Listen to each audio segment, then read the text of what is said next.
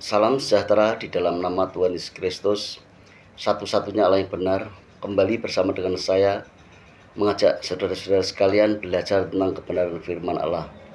Kali ini kita mau belajar tentang kisah para rasul 16 ayat 31.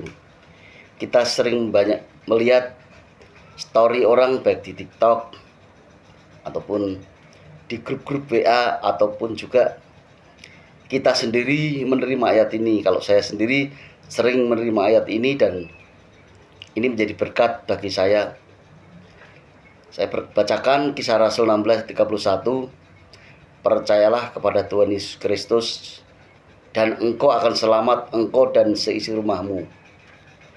Ayat ini adalah jawaban Paulus dan Silas kepada kepala penjara Filipi, yang dimana Paulus dan Silas ada di dalam rumah penjara itu dengan diborgol kakinya. Kemudian Paulus dan Silas berdoa dan memuji Tuhan, dan penjara itu bisa terbuka sendiri dan belenggu-belenggu di kaki atau tubuh Paulus itu bisa lepas sendiri. Tapi para tahanan tidak kabur, saudara-saudara. Tidak ada yang kabur. Ada penjelasannya, ada 3 poin ya. Penjelasannya 3 poin. Yang pertama, konteksnya adalah kepala penjara ini panik karena dikira tahanan kabur. Kalau kabur sampai tidak ketahuan, kepala penjara ini bisa dihukum, bahkan bisa dihukum mati. Dia hampir bunuh diri ya. Terus Paulus teriak, "Jangan celakai dirimu." Terus kepala penjara bertanya, Tuhan, apa yang harus aku perbuat supaya aku selamat?" Nah, ayat 31 ini ada jawabannya.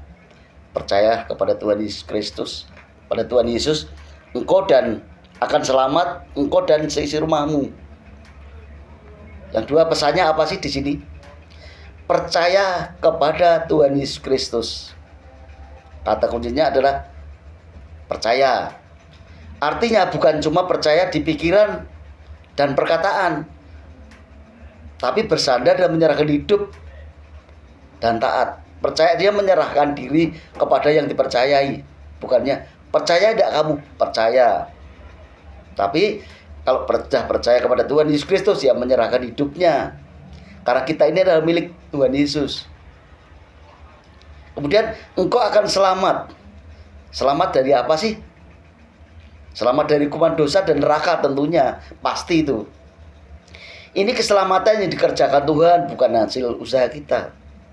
Banyak orang ya di luar sana, kalau ingin selamat itu dan istilahnya tidak akan masuk neraka itu dengan cara-cara yang menghukum diri.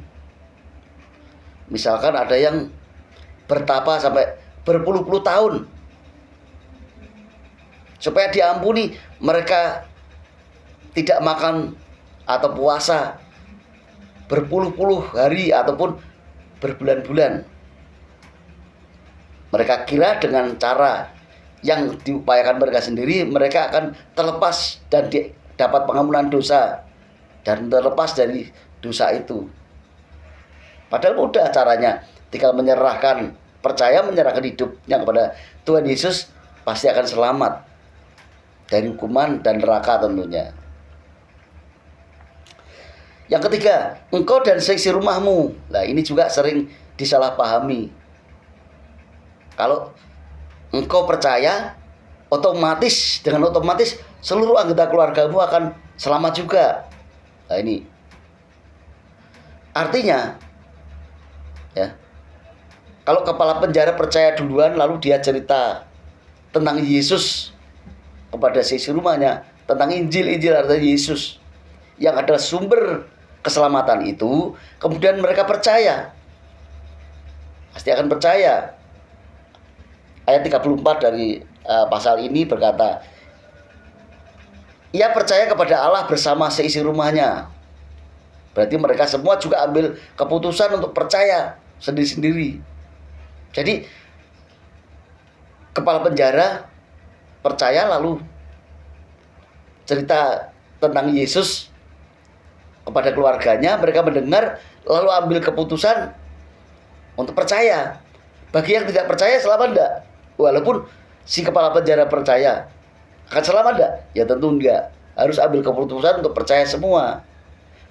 Jadi prinsipnya adalah keselamatan itu pribadi lewat iman antar manusia. Seorang percaya pasti akan selamat, yang lain tidak percaya tentu juga tidak akan selamat. Jadi percaya lewat iman, lalu menyerahkan hidupnya kepada Tuhan Yesus. Tapi iman satu orang bisa jadi pintu berkat buat keluarganya dengan membagikan tentang keselamatan itu, yaitu siapa? Yesus Kristus adalah sumber keselamatan. Jadi konteksnya adalah kalau mau selamat secara rohani, jawabannya nggak rumit. Percaya sama Yesus, nggak perlu ritual berat atau kerja keras duluan. Apa yang disampaikan kiranya berkati saudara-saudara. Haleluya. Amin.